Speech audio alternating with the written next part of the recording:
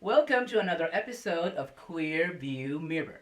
A show about queer people, by queer people, for queer people, and our allies. I'm Scott. And I am Dawn. We are coming to you from our studios in the unceded territories of the Tishat and Hoopachesit nations here in the lovely Alberni Valley. I'm so excited because Scott's going to tell us what we're going to be doing again. As usual, I'm going to throw it to Scott. A little later on today, Jennifer Kurz from the Nanaimo Pride Society is going to be joining us to talk about some of the upcoming events and a fantastic fundraiser they're doing very shortly, so you won't want to miss that. And today, Dawn and I are going to play 20 questions. Yeah, we are actually going to attempt to have a conversation, which to me is a feat. Because I'm used to talking by myself. Well, I'm glad. Scott and I sort of like came up with the idea of 20 questions. We ask each other some questions, and in the process have a conversation, which I hope will inspire other conversations and other questions that you might have. So, if you have your questions to ask, feel free to get in touch with us through our social media channels. This is Queer View Mirror coming at ya.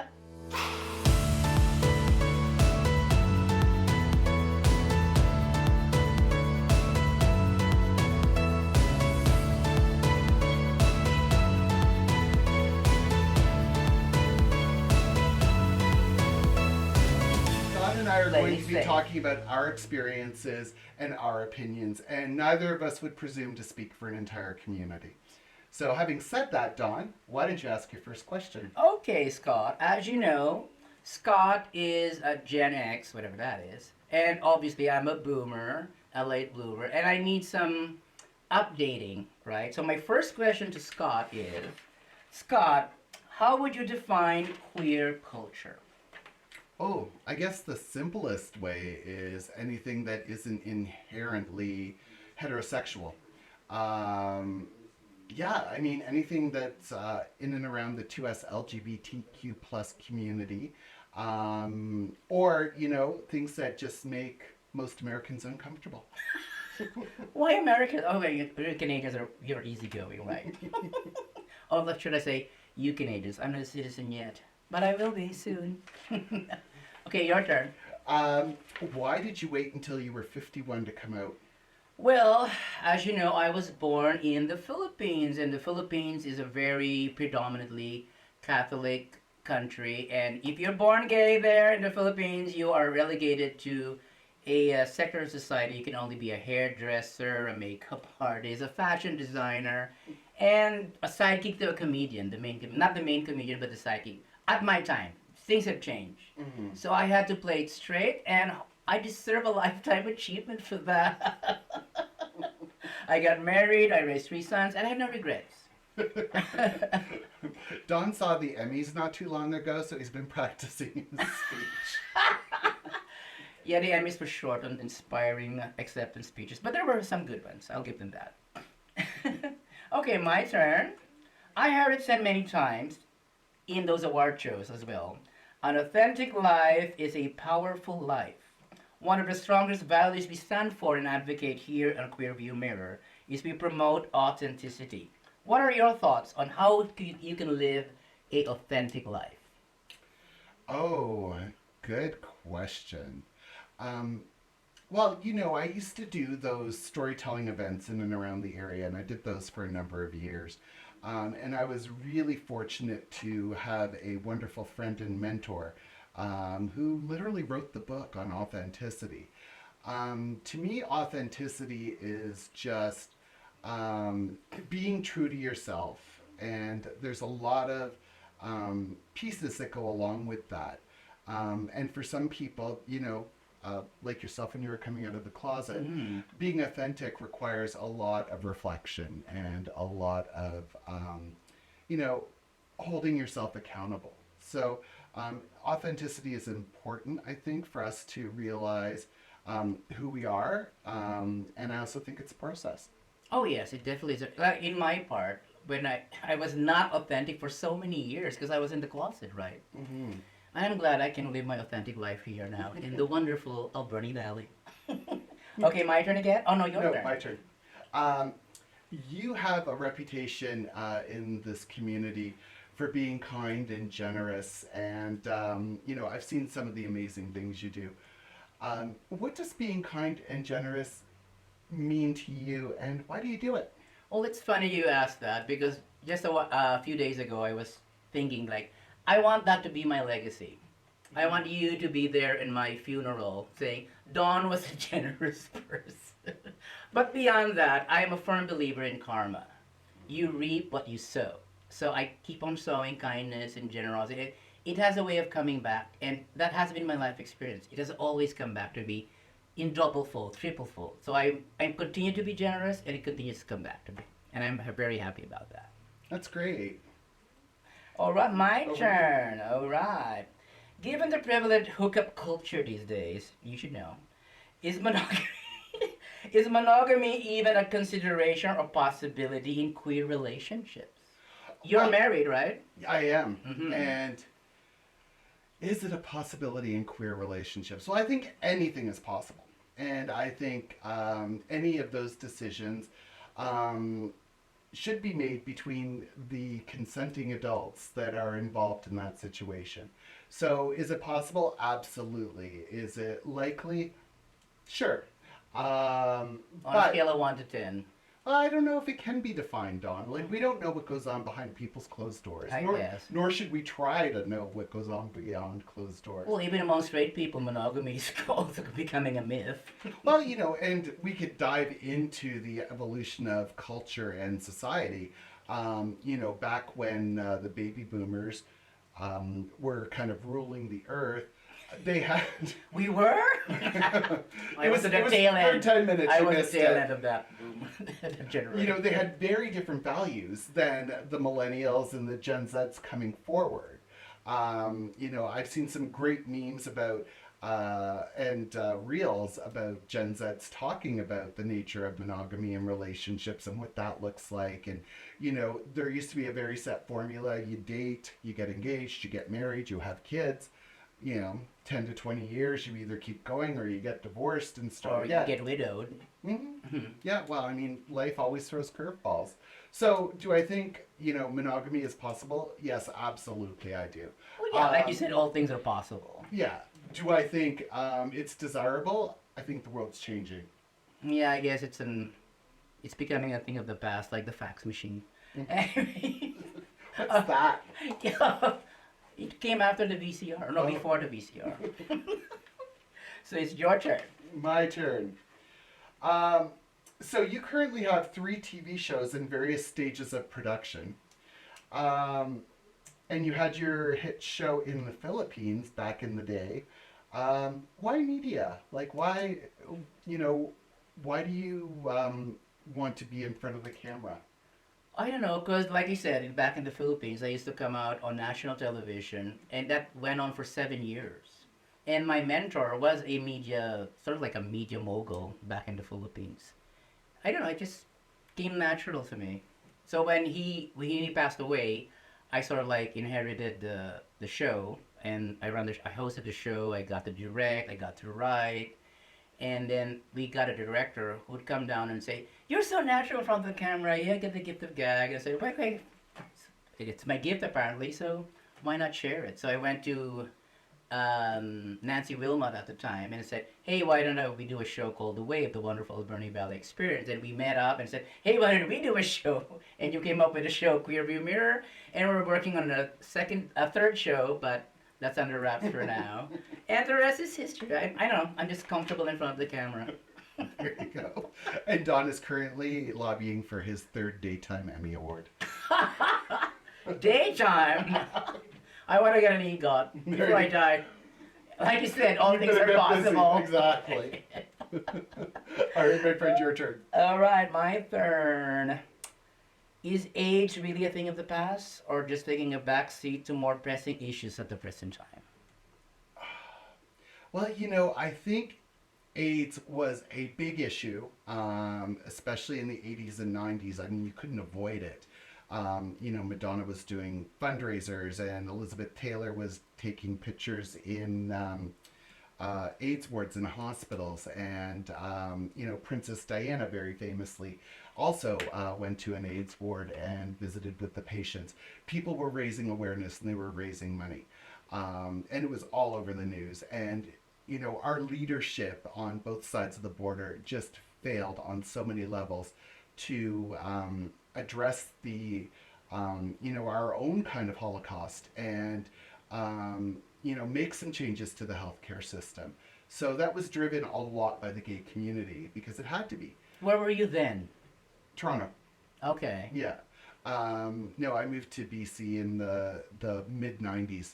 And in Toronto, I remember like being quite young. I think the first time I went to a gay bar, I was like 14 or 15. And You got fake ID, I guess. no, nobody checked ID then.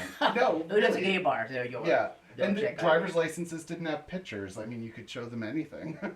But Okay. also, the gay bars were really the only safe place for gay youth to go because we Oh. didn't have youth groups. We didn't have like GSAs and stuff in school. We didn't have apps, hookup apps, or otherwise. So if you were a gay person and you wanted to be around other gay people, you had to go to a gay bar. But having said all that, to get back to your question, I think AIDS has become less of an issue and a media issue, and it's still a very serious illness. But it's not the death sentence it once No, was. yeah. We have drug therapies. I remember a friend of mine in, oh God, 1987, went to the doctor, got diagnosed with HIV, and the doctor told him he had 18 months to live. Oh my. Yeah.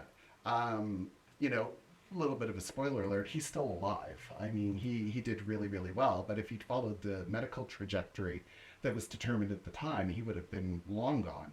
Oh. Well, thank God for medicine and science and all that stuff, right? Yeah, exactly. Now they're spread, and I don't really understand much about that. But at least AIDS is not over, but it has a different phase now. A different phase and a different phase as well. Yeah, absolutely. Absolutely. Okay, your turn. We've talked about this a little bit before. So when you first emigrated to Canada, had you been here before you moved here? Yeah, I first set foot in Canada in 1993 Okay. to visit my father, who was passed away the same year too. We've used the word culture shock, but maybe that's the wrong word. When you came to Canada, what were the three things that surprised you about coming here? Well, I saw I came from the Philippines, right? Mm-hmm. So when the plane goes up, all you can see is ocean. When the plane was about to land in Canada, in British Columbia, I couldn't see the ocean. It was all land, land, land, and more land, and trees, and all this stuff. Like, holy cow! I said, Canada is big. Culture shock, not so much. I think I told you before, I didn't want to go to Canada. Because back in the Philippines, I was sort of like a big shot, a big fish. We had a television show on national television, and I knew if I set foot in Canada, I would come out like a bat out of hell. But I didn't. I slowly, because I still had a 14-year-old son to raise and mentor and all that stuff. But now I'm out. I'm happy. I'm very happy. So when you moved here, your son was 14 and you have two other sons. How old Yeah. were they? I think my eldest was 17, and then, my eldest was 17, the second was 16, and the youngest was 14. 3 sons, There you go. who I love. And they love me too. There you go. All right. Oh, my Here turn? you go. Yeah. All right. Oh, here we go. You are a published author. Mhm. I actually had to run up to my library and get your book out. Featured in the book. What? I said you Googled me. No, I didn't Google you. I met you through Facebook because of this guy and then you gave me the book. So you're a published author featured in the book Daring to Share. The subject matter you touched on was integrity. Is that ironic? Anyway, would you care, in your case, would you care to, in your case, share why you chose that subject matter in your story? Integrity, that subject matter. Well, Why integrity, Scott? Well, it didn't start out with integrity, which was the interesting thing. I wrote about a particularly difficult time in my life. There was a lot of changes going on, and I was experiencing a lot of cognitive dissonance and trying to reconcile a lot of things in my life. Um, so I wanted to write about it, and I started. And you were already married to John at the time, right? When you wrote this thing?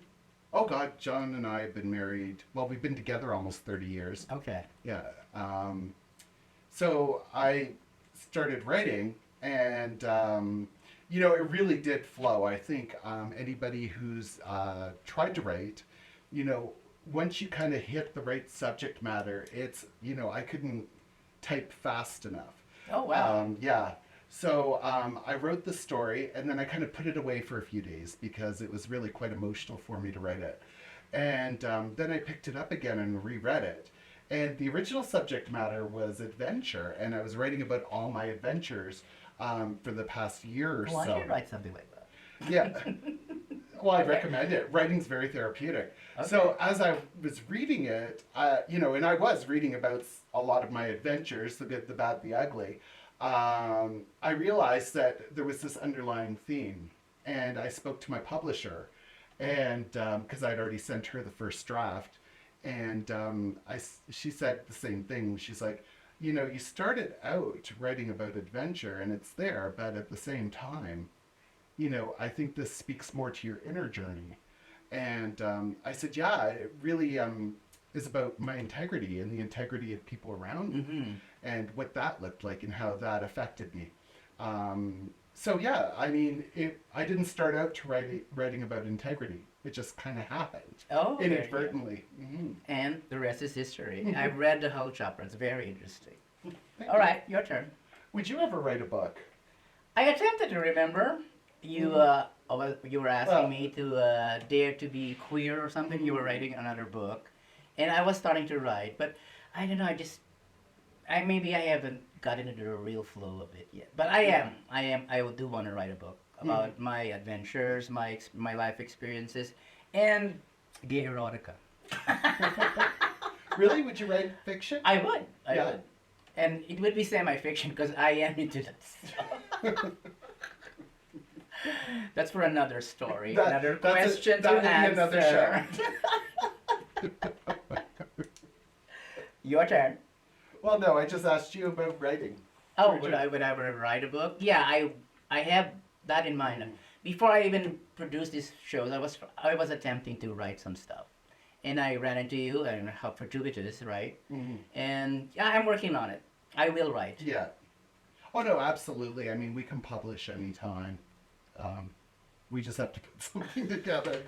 And really, I wanted to live a little bit more life before I started writing again. Oh, okay. Mhm. Okay, so here's my next question. I've heard you say over and over, and it's very nice of you to say that. I have heard said by you and many others that representation matters. Do you think or feel that our queer community is adequately represented in all sectors of society? Which sectors do you feel needs more representation? We definitely don't need more representation in Hollywood. We're well represented there.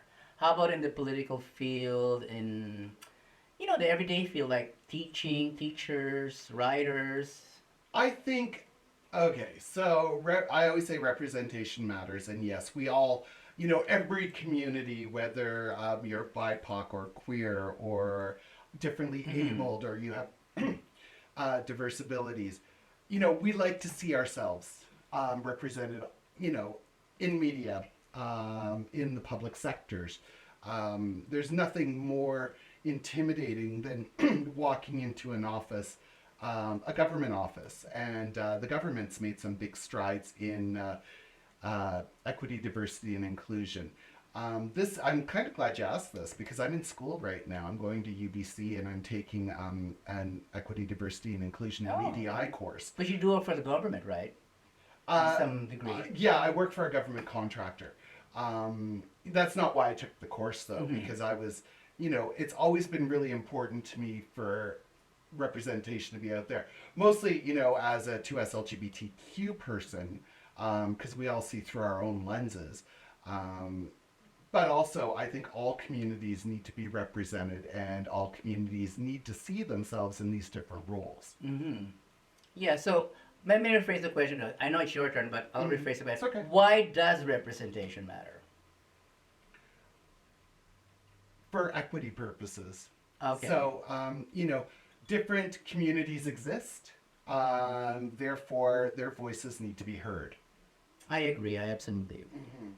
And I'm glad we are somehow able to do that on our show. Well, I mean, when we started out the show, that's what we talked about was Mm-hmm. giving people a voice, giving people a forum. There's a lot of amazing people in this community, and there is some really amazing initiatives, and we wanted to highlight that. Mm-hmm.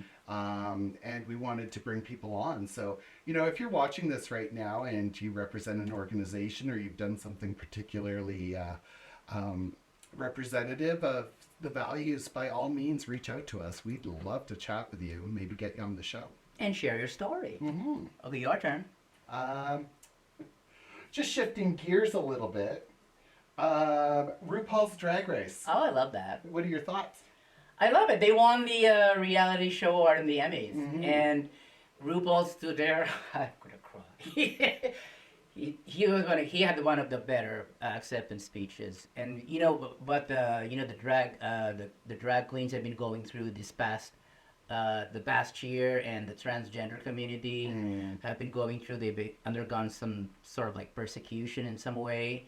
RuPaul stood there and says, "When a drag queen tells you to tell you a story, listen, because knowledge is power, and don't let anybody take that power away from you." I love RuPaul. He's an icon to me. Oh, no, absolutely.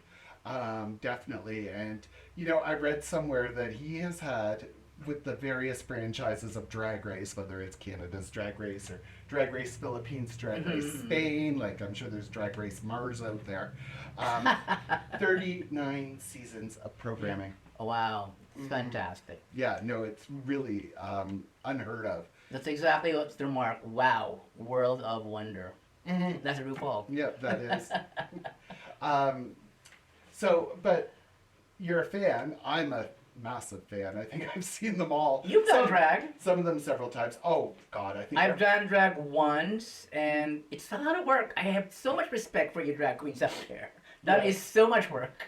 Yeah. Well, And art too. Yeah, absolutely. Oh, it requires a great deal of skill. Oh, yeah. There's just, and that time I did drag was when I lived in Toronto, and it was Halloween, and it's kind of a rite of passage.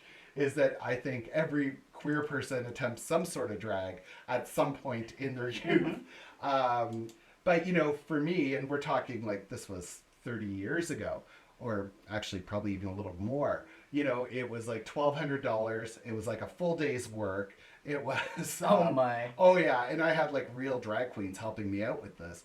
You need expensive wigs and all that Oh stuff. yeah, right? exactly. I mean, everything adds up, right? And I was just like, my hat's off to anybody in the drag community because it's a huge investment. It's a lot of work, and it really brings a lot of joy to a lot of people. But overall, it's a lot of talent as well. I mean, they're so talented and they're so artistic. I have so much respect for these drag queens. I can attempt to do drag, but it's just too much work for me. What was your drag persona name? Trisha DeReal. Okay, what's inspired that? I don't know. Like you don't. Trisha DeReal. You don't really name yourself when you're a drag. Well, at least then you have a drag mother and they kind of name you, right? So that was the name that was chosen for me. Oh, Trisha DeReal. Is there any meaning or double? Well, because they said I looked like DeReal woman, which was a total lie. Well, as far as 6'6" women go, I looked real. So. Well, I'm gonna dig up some photos of you and put it and put it on post. Oh, I had like I said, I had to drag, you. and my drag name was Divina Diosa, which in Spanish or Tagalog means divine goddess, which is some under my delusions. There you go. Well, I mean, let's face it. I think to do good drag, there's a certain amount of delusion involved, right? That's half the fun. Okay, my turn? Yep. What would you say to old and antiquated view of being gay or queer is a choice. What do you say to that? Like it or not, there are still people out there who believe that being gay is a choice. I have uncles and aunts who say, "Oh, you made your choice, or you made your bed, sleep in it." I don't think that's true. No, and I would agree with you. And I've kind of thought about that question in the past.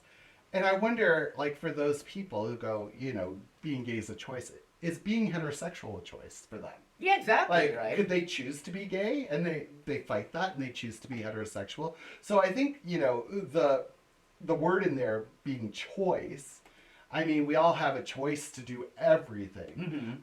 But maybe the choice isn't being gay. Maybe the choice is authenticity. I see. Yeah, you choose to either stay in the closet or come out of it. Yeah, and I know you've experienced that. Oh, yeah. Yeah. Because I have a brother who was a homophobe, or is maybe not anymore, because this is his story, right?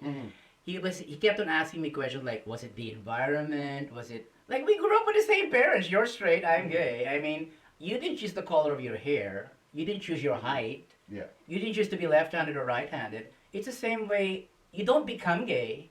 You're born gay. Some lucky people are actually born gay. Yeah, I Or have an queer. interesting story about that because I did come out late in 2014. I was 51, if I'm not mistaken. And my brother practically shunned me. He blocked me, he didn't talk to me, and blah, blah, blah. So I came out in 2014. Now, here's the beautiful irony of our life. The next year, 2015, his son came out. Yeah. There you go. Well, and I think for a lot of people, who have that aversion, it's not about the gay person in front of them. You know what I mean? Yeah. It's about something else that's going on in their life. So if, one thing I learned working with people is the whole mirroring thing, right? So, to break it down in the very basic levels, a lot of, and it's certainly not everything, but a lot of things that we like about other people are the things we like about ourselves, and the things that we don't like about other people are the things that we don't like about ourselves. Well, I don't think my brother can be gay. No, I'm not saying. We won't but accept him. We have our standards.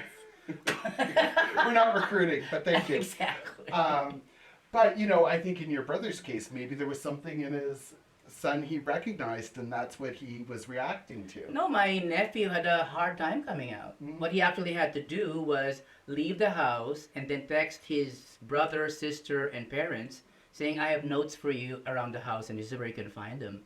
So read the note and tell me if it's okay to come home."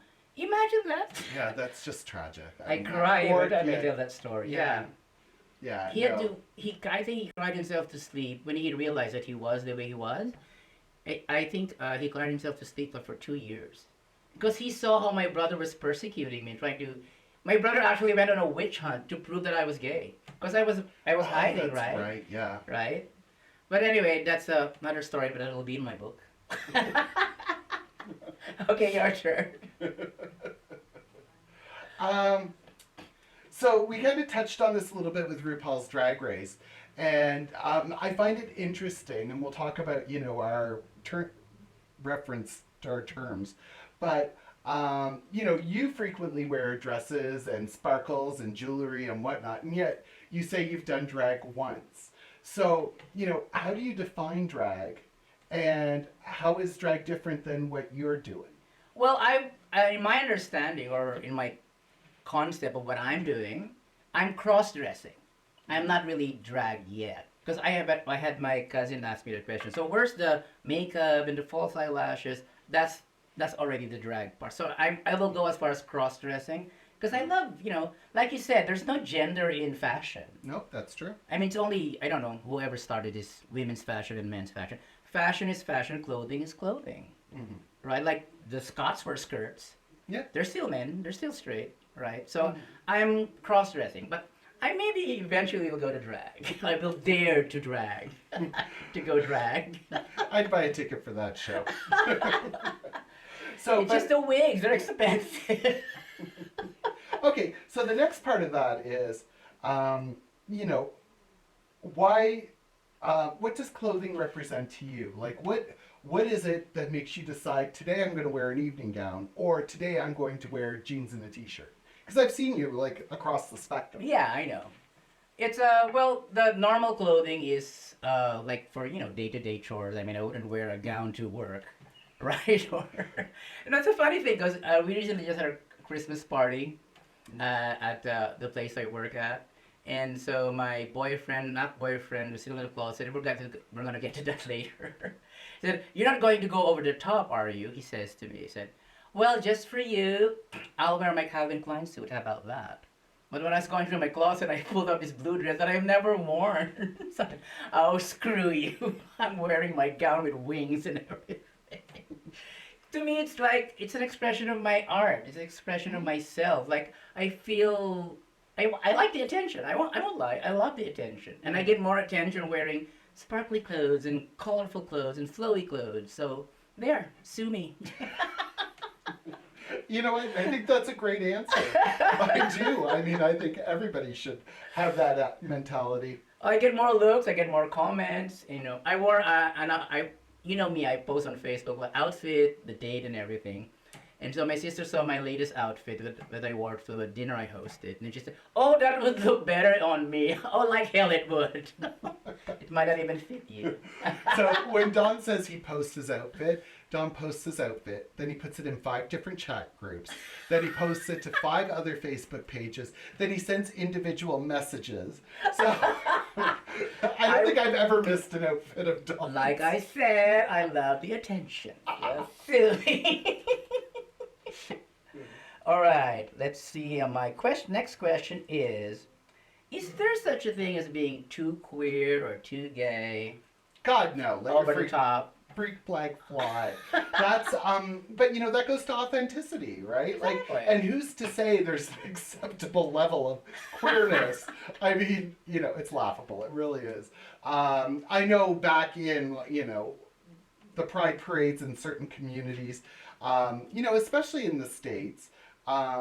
It's always like, oh, they're dancing in their underwear, or those It's drag a thong. queens. Yeah, but again, we're talking about Pride Day, and it's the level of flamboyance, I guess, that is really uncomfortable for people. But having said that, I mean, the government of Canada has issued a travel advisory for parts of the U.S. Like, queer people are leaving Florida in droves because Really? some of the anti-trans and anti-drag laws, and the anti-drag laws. I'm sorry, that's just ridiculous. It is. Mm-hmm.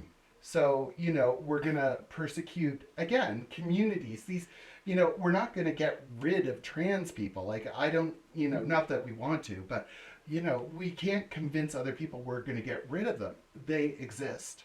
So, it's about integration. It's about being part of the community. It's about inclusion and It is. acceptance. And Absolutely. throwing judgment out of the window already. Yeah, Right? totally. So, My turn or your turn? my turn, I think. Yeah. Okay. Oh yeah, I'd say too queer. That was my last question. So we're kind of going back to representation a little bit. Which communities do you think you represent? Well, first of all, I of course represent the Filipino community, the Asian community, or queer community, I suppose.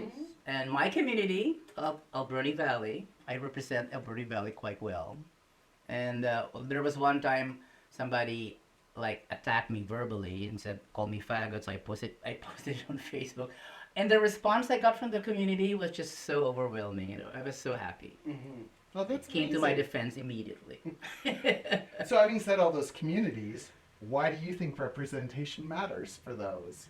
Like, Well, yeah, what because do you contribute? people need to be seen.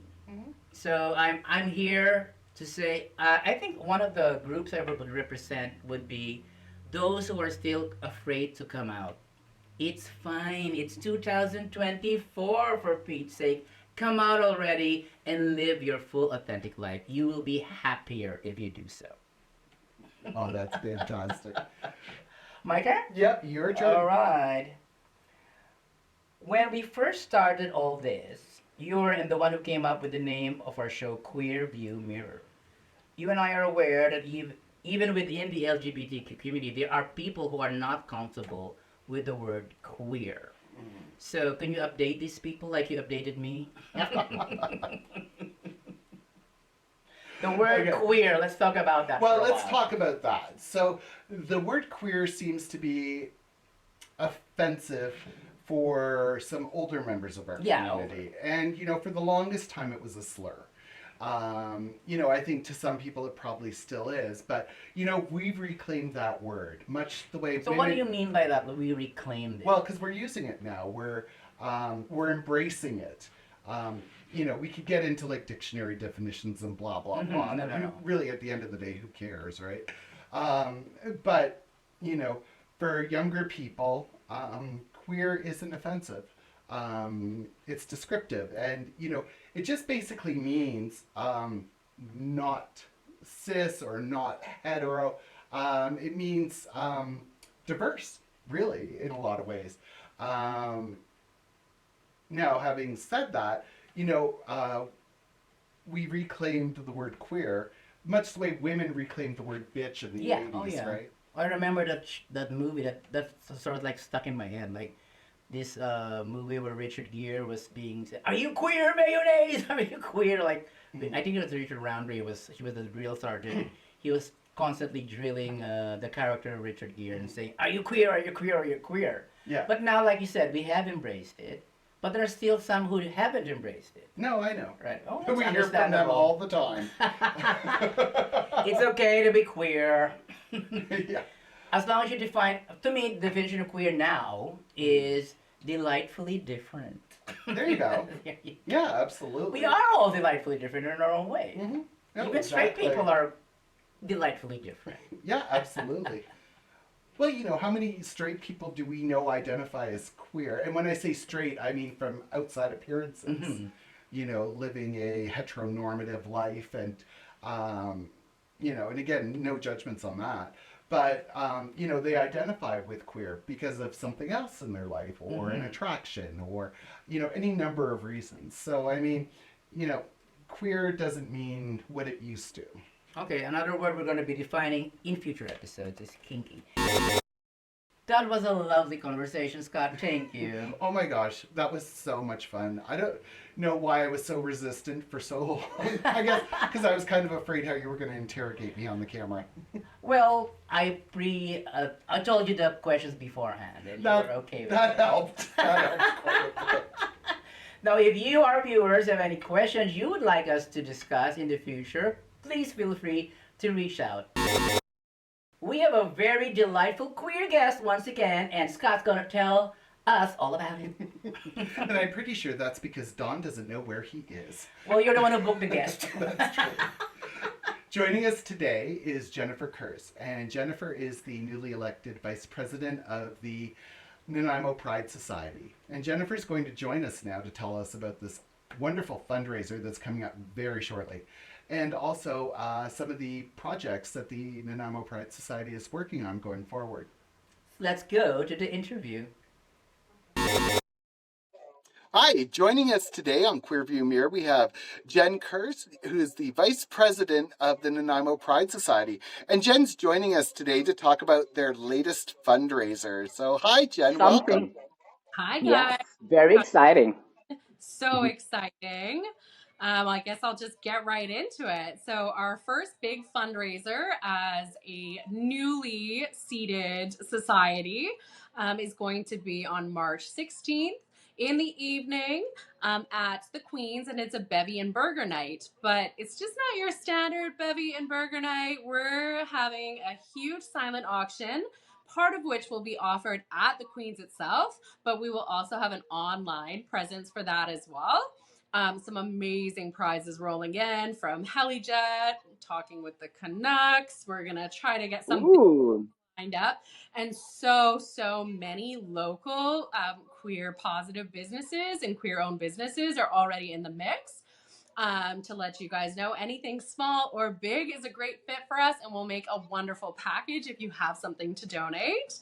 That's going to be in the evening, and it's the silent auction, but we also have a show. So we're going to have drag and burlesque performers from Sweet Tooth Burlesque, as well as our president and other chairholder will be showing up to MC the night and show us their fabulous drag. wow. Who's the MC? I'm curious. Yeah, we have Lauren Semple and Rick Uh Meyer huh. showing up as Okay. androgynous. And you guys know the name, Rick's drag name. I always forget it. Vicky Smudge. Vicky Smudge, that's the one. So they'll be showing up full drag for emceeing and hosting the night. Wow. Wonderful. How much are tickets? Tickets are only $30 for a night out. So Really? we're super excited to offer that. Oh, no For dinner kidding. and a show. Dinner and a show. Exactly. Because Scott works in a bougie restaurant. He should know that's a good price. Right? Scott works in a bougie everything. Exactly. Scott is bougie, and they're synonymous. I love Stay off my Wikipedia page, Dawn. So what do the proceeds go for, Jen? Yeah, so this one is our kind of main fundraiser of the year. Mostly any sort of fundraising or ticket sales we do go directly to supporting our community and putting on Pride. But this specific one is one that we do every year, and this goes just to our operational costs. So we have, insurance, rentals for rooms to have our board meetings, making sure we have a mailbox so you guys can get in touch with us, and keeping our website up and running. Oh, that's fantastic. Do people still write letters? Surprising, yeah. Well, they Okay. still bill people. Well, there's that. Yeah, more Yeah. important. Oh, that's it. Yeah. Yeah, watch out for those brown envelopes. Oh, my So, Jen, you mentioned earlier when we were doing the pre-show about some events that Nanaimo Pride Society is putting on and hosting for the rest of the year, and there's some exciting stuff, eh? Absolutely. Coming up June 9th is going to be our big Pride Festival. So we'll be putting on a parade and having a huge festival. Again, this year, we're super excited for that. But leading up to that, there's going to be a sober Pride dance. There is going to be a Pride dance. There's always the youth prom that happens that we sponsor. And so leading up the week up till June 9th will be a lot of other fun activities to get involved with. Right. The Wow. Nanaimo Pride Society does a lot of fantastic work, so thank you for that. Thank you. So, Yeah, one of the very first Pride parades I've been on when I moved to the island was the Nanaimo Pride. Oh, that's exciting. I remember that. I remember that very fondly because that was the time of that shooting in that club, and they still went on with the parade. It was very meaningful at that time. Absolutely. One of my first prides, and I didn't get to walk in it, but I had a lot of community members walk because I had a booth. And it was actually before I came out, and I used to sell leggings. And so I was so excited to be part of the festival and promote the Pride Society. And I sent everybody in the parade wearing rainbow leggings, and it was Okay. the most fun. Yeah, they had a blast. Wow. It all sounds so wonderful and, of course, colorful, Sparkly. as only the queer community can do. That's right. I was going to say, it's what we do. So, Exactly. once again, Jen, what are the details? It's at the Queen's? Yes, at the Queen's, March 16th in the evening. Show is going to start around 7. $30 for those tickets gets you in the door for dinner, a bevy, and the show. And the silent auction will be both in person and online. And how do we buy For more tickets? Yeah. Yeah, tickets are coming in person. We're still lining up 2 community members to sell tickets for us in person, but you'll be able to get them on our website shortly at nanaimopride.ca. You mentioned something about Eventbrite. How are they tied into all this? We're actually not using Eventbrite this year. We're going right through our Wix. Okay. Okay. And that saves you guys fees on it, which is so nice. All right. Oh, absolutely. And then you get 100% of the proceeds. Absolutely. Wonderful. Well, I know I don't have a whole lot to do in March, so I'll be there. Come on down. It'll be so much March 16, I'm marking it on my calendar right now. fun. Any excuse Let to me go put it down. shopping. Sorry? Any We'll all excuse be to go there. shopping. Oh, yeah. Well, thank you Wonderful. so Well, much, thanks for Jen, for joining taking us. the time. Thanks for having me, guys. Thanks for making the schedule work. I appreciate you. Oh, anytime. And, we love to talk to the Pride Society. So please, reach out anytime if you've got anything underway. That's so great, Donna. I'm so excited to be going to this fundraiser. Mind you, it's been a while since I've been. I'm gonna be there. So we like to support local, and we're going to be donating some merchandise for this event as well. So be sure to come down and bid on anything that makes it into the silent auction, or maybe door prizes. We have no idea what they're going to do to it. That's all for today. Thanks so much, Jennifer, for joining us, and we hope to see you at the fundraiser because I believe Don and I are both going to be there. Yeah, we'll see you next time on Queerview Mirror.